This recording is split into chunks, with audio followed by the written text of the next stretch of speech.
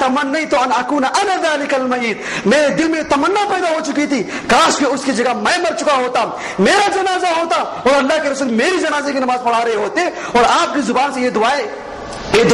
یہ کلمات میرے حق میں ہوتے، کتنی بڑی بات ہوتی۔ ایسی تمنا کر سکتے ہیں، ورنہ اب مشکلات سے تنگ آ کر کے کبھی موت کی تمنا نہیں کر سکتے، مشکلات سے بالکل تنگ آ کر کے کبھی جو اللہ سبحانہ و تعالیٰ سے موت کی تمنا نہیں کرنا چاہیے۔ جب موت کی تمنا ہی نہیں کی جا سکتی، کہاں سے انسان خودکشی کر سکتا ہے؟ سبحان اللہ، صرف ایسے ہی مواقع پر اسلام نے اجازت دے رکھی ہے کہ صرف موت کی تمنا ایسی مواقع پر کی جا سکتی ہے، خیر کے معاملے میں، ورنہ ایک انسان، ایک مسلمان کو بطور خاص پوری طریقے سے نظر آزما ہونا چاہیے، جھیلنا چاہیے، اس کا سامنا کرنا چاہیے، اللہ سے صبر مانگنا چاہیے اور اللہ سبحانہ و تعالیٰ سے ثابت قدمی کی دعا کرنا چاہیے، اللہ سے راحت مانگنا چاہیے، اللہ سے سکون مانگنا چاہیے، اللہ سے بے نیازی مانگنا چاہیے اور اللہ سبحانہ و تعالیٰ سے دل کا سکون اور اطمینان مانگنا چاہیے، خیر و برکت مانگنا چاہیے، نہ کہ اپنے آپ کو موت کے دروازے پر لا کے کھڑا کر دے۔ اور اللہ سبحانہ و تعالیٰ ایسے آدمی کو معاف نہیں کرتا ہے۔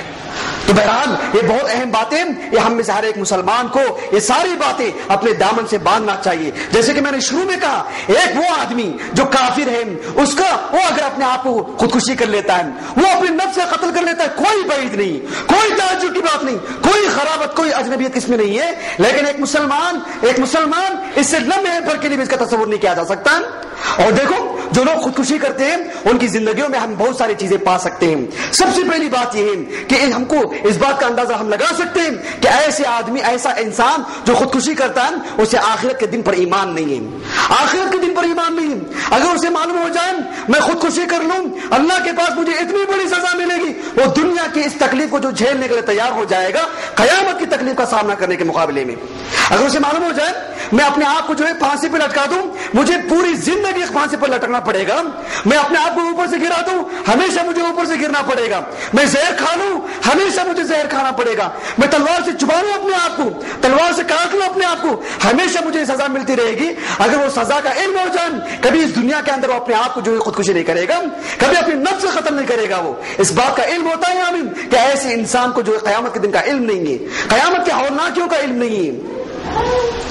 ایک اور بات یہ بھی ہمیں معلوم ہوتی ہے کہ ایسا انسان جو خودکشی کرتا ہے اسے تقدیر پر بھی ایمان نہیں ہے۔ اگر تقدیر پر ایمان ہوتا اور اسے معلوم ہوتا اللہ نے میری تقدیر میں جو لکھ رکھا ہے، میری زندگی میں جو لکھ رکھا ہے، خیر ہے الحمدللہ، شر ہے الحمدللہ، مصیبتیں ہیں الحمدللہ، پریشانیاں ہیں الحمدللہ، یہ ہوگا وہ ہوگا، سب کے لیے جھیلنے کے لیے تیار ہو جانا چاہیے۔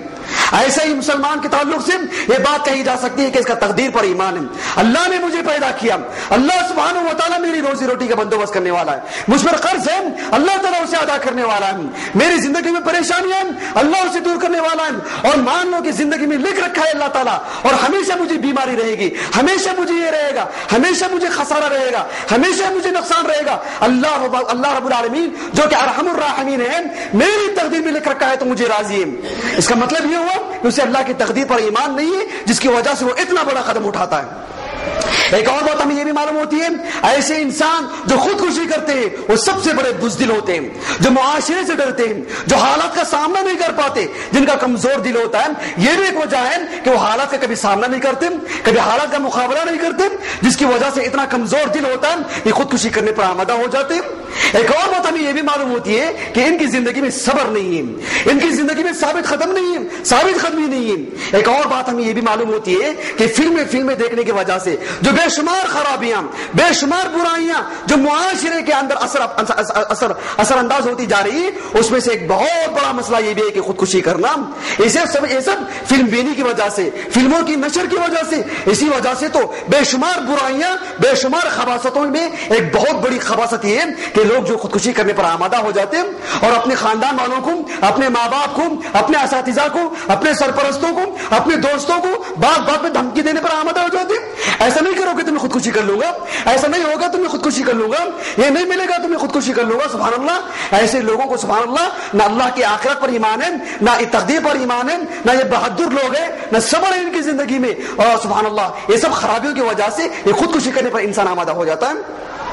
خودکشی کے سلسلے میں چونکہ وقت ختم ہونے جا رہا، بہت ساری باتیں ہیں، چند ایک اہم باتیں اور بہت ساری غلط فہمیاں خودکشی کے سلسلے میں جو مسلم معاشرے کے اندر اور بہت سارے مسلمانوں کے اندر جو پائے جاتے ہیں اسے بھی دور کرنا ضروری سمجھتا ہوں۔ سب سے پہلی بات یہ ہے کہ خودکشی کرنے والے کے سلسلے میں عام طور پر مسلمان یہ سمجھتے ہیں اصل میں غیر مسلموں کی فکر، غیر مسلموں کا عقیدہ اور غیر مسلموں کا فکرہ ہے یہ جو غیر شعوری طور پر مسلمانوں کے اندر آ چکا ہے، اور بطور خاص ہمارے ہندوستان کے مسلمانوں کے اندر زیادہ یہ چیز پائی جاتی ہے۔ وہ یہ سمجھتے ہیں کہ مان لو کہ کسی آدمی نے خودکشی کر لی، لوگ یہ سمجھتے ہیں کہ اس کی عمر 60 سال کی تھی، 20 سال کی عمر میں اس نے خودکشی کر لی تو 40 سال تک اس کی روح یہاں وہاں گھومتے رہے گی، یہاں وہاں بھٹکتے رہے گی، اور 40 سال کے بعد پھر اس کی روح جو ختم ہو جائے گی، اس لیے کہ 60 سال اس کی زندگی تھی اور 20 سال کی عمر میں اس نے خودکشی کر لی۔ یہ ایک بالکل غلط عقیدہ ہے، باطل عقیدہ ہے۔ قرآن مجید میں اللہ تعالیٰ نے کہا اذا جاء اجلهم لا يستأخرون الساعة ولا يستقدمون، اللہ رب العالمین نے جس کی موت جب لکھ رکھی ہے، ایک لمحہ نہ موت آگے جا سکتی ہے، ایک لمحہ نہ موت پہلے آ سکتی ہے اس نے خودکشی کی، اللہ نے تقدیر میں لکھ رکھا تھا اس کی عمر 20 سال کی عمر میں وہ خودکشی کرے گا، اور 20 سال کی عمر میں اس نے خودکشی کر لی، وہیں تک اس کی عمر تھی، نہ کہ 60 سال کی اس کی عمر تھی، بھری جوانی میں اس نے خودکشی کر لی۔ ہو سکتا ہے ایک آدمی 60 سال کی عمر میں خودکشی کر لیا ہو، یہ کہنا کہ جو ہے اس کی عمر 65 سال کی رہی ہوگی، 70 سال کی رہی ہوگی، تو 10 سال تک اس کی جو روح جو بھٹکتی رہے گی، یہ بالکل باطل عقیدہ ہے، باطل فکر ہے۔ اس سے بہرحال ایک مسلمان کو تو اس سے گریز کرنا چاہیے، بالکل باطل عقیدہ ہے یہ، اور اسی کے ذریعے بہت سارے وہم لوگوں کے اندر پیدا ہوتے ہیں۔ ذرا سا کچھ ہو گیا، دیکھو وہ آدمی کی خودکشی کر لیا تھا، وہ آدمی فلاں گھر میں پھانسی لگا لیا تھا، اس گھر کو جو خریدنا نہیں چاہیے، اس روم میں جانا نہیں چاہیے، اس کی روح بھٹکتی رہے گی، اور کچھ ہو جائے یہی سمجھتے ہیں کہ اسی نے آ کر کے ہمیں تکلیف دی ہے، اسی نے آ کر کے ہمیں پریشان کر رہی ہے، یہی آ کر کے سب کو ستا رہی ہے۔ یہ ایک باطل عقیدہ ہے، اسلام میں اس کی کوئی اصل نہیں ہے۔ ایک بنیادی بات ہے، اور دوسری بنیادی بات یہ ہے کہ بہت سارے مسلمان نعوذ باللہ یہ سمجھتے ہیں کہ جو مسلمان خودکشی کر لیتا ہے یہ سمجھتے ہیں کہ وہ کافر ہے، اس کی جنازے کی نماز نہیں پڑھی جائے گی، اسے مسلمانوں کے قبرستان میں دفنایا نہیں جائے گا۔ یہ بہت بڑی غلطی میرے بھائیوں، شرک ہے جو ایک انسان کو اسلام کے دائرے سے نکال دیتا ہے، کفر ہے جو اسلام سے دائرے سے نکال دیتا ہے، نفاق ہے، لیکن نفاق اسلام کے دائرے سے ایک مسلمان کی نظر میں نہیں نکالتا، اللہ کی نظر میں نکالتا ہے۔ منافق بھی ہو اسے عام مسلمانوں کی طرح مسلمانوں کے قبرستان میں دفنایا جائے گا۔ منافق کس کو معلوم ہے کہ یہ منافق ہے؟ سبحان اللہ، اللہ ہمیں نفاق سے بچائے۔ تو اس اعتبار سے صرف کفر اور شرک ہے جو کہ اتنی واضح صورت ہے جس کی صورت میں یہ بات کہی جا سکتی ہے کہ کافر اور مشرک ہے، لیکن خودکشی کرنے کی وجہ سے خودکشی کبیرہ گناہ ہے، بڑا گناہ، ایک چوری ہے، ایک زنا ہے، فلاں گناہ ہے، بڑے بڑے گناہ جس کی وجہ سے وہ کافر نہیں بن جاتا، گنہگار بنتا ہے، وہ ایسی خودکشی کرنے کی وجہ سے وہ گنہگار ہوگا،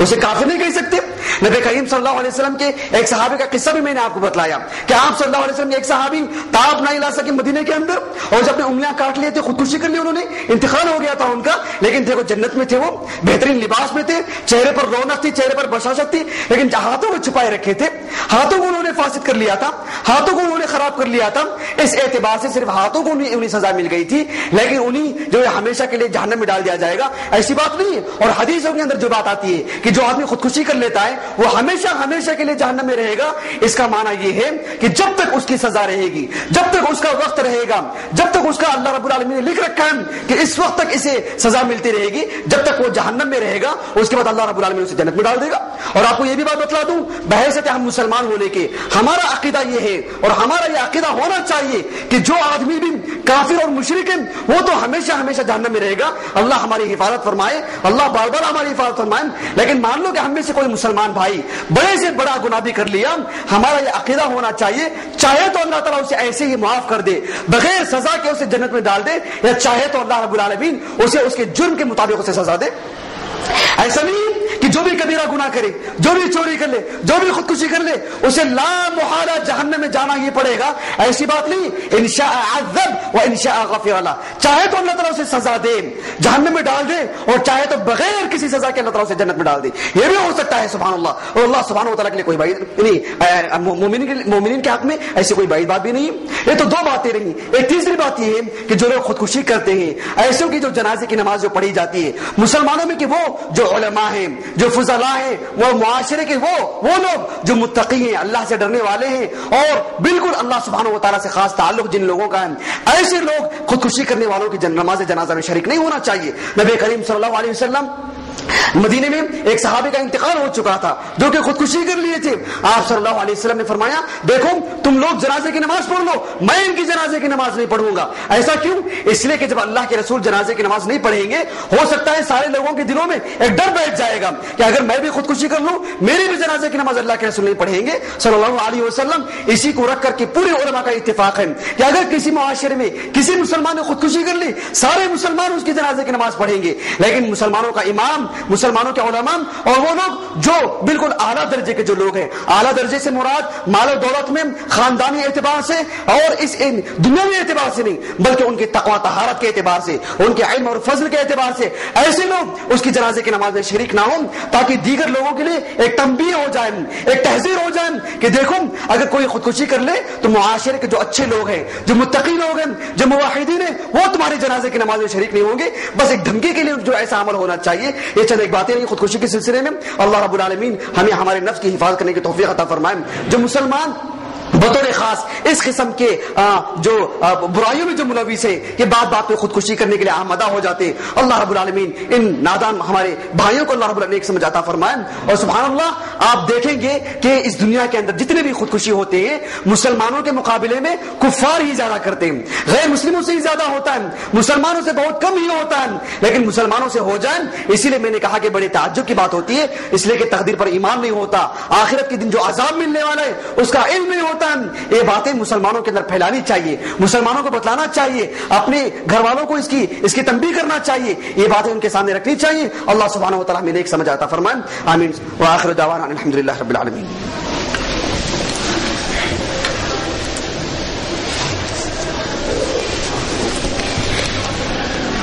إن الحمد لله نحمده ونستعينه ونستغفره ونعوذ بالله من شرور أنفسنا وسيئات أعمالنا من يهده الله فلا مضل له ومن يضلل فلا هادي له. أشهد أن لا إله إلا الله وحده لا شريك له وأشهد أن محمدا